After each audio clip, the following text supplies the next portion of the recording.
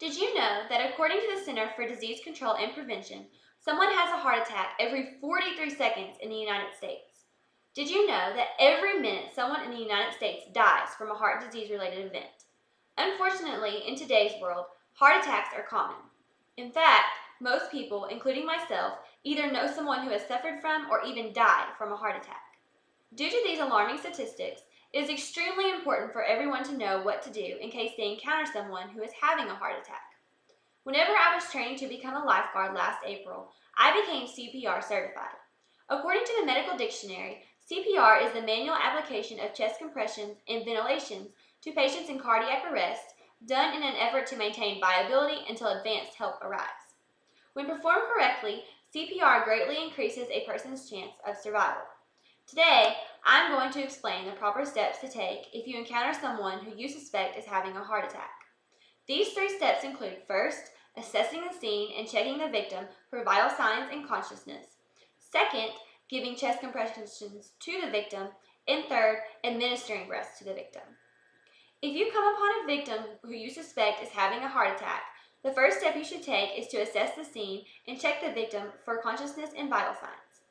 Heart attacks can unexpectedly happen anywhere, so it is pertinent to make sure that the victim's surroundings are safe. When assessing the scene, check for things that could potentially be harmful to you or to the victim. For example, if the victim is on the side of the road, move the victim to a safe place before performing CPR. Once you have assessed the scene, check to see if the victim is responsive. You can do this by tapping and shouting. If the victim is unconscious and is not breathing and does not have a pulse, immediately send someone to call 911. Once 911 has been called, you may begin the second step. The second step to take if you come upon someone who you suspect is having a heart attack is to begin CPR by giving chest compressions to the victim. When giving chest compressions, it is important to know if the victim is an infant, a child, or an adult.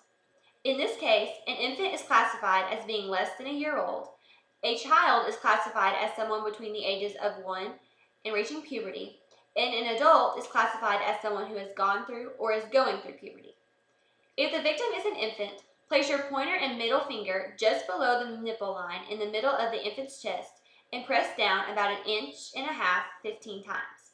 If the victim is a child, place the heel of your dominant hand on the lower half of the breastbone while placing your other hand on top of the dominant hand and press down about 2 inches 30 times. If the victim is an adult, compress the victim's chest just like the child, except press down a little over 2 inches. It is important to remember to compress the victim's chest at a rate of at least 100 compressions a minute. After you have given the correct amount of compressions to your victim, depending on their age, you are ready to begin the next step.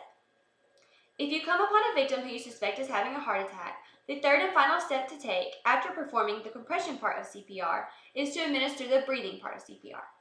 This step works in much the same way as blowing up a balloon. Just like in blowing up a balloon, you must blow just enough air into the victim's lungs to fill them up. Before giving breath to the victim, however, you must first open the victim's airway.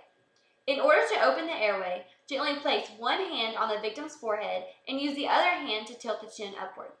Once the airway has been opened, give the victim 2 breaths.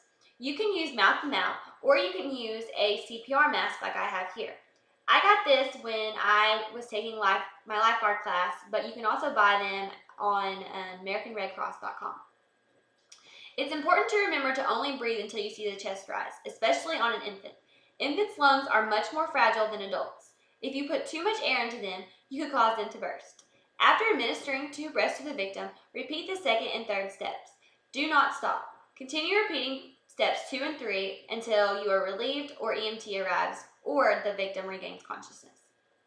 In conclusion, there is a 3-step process you should follow if you encounter someone who you suspect is having a heart attack.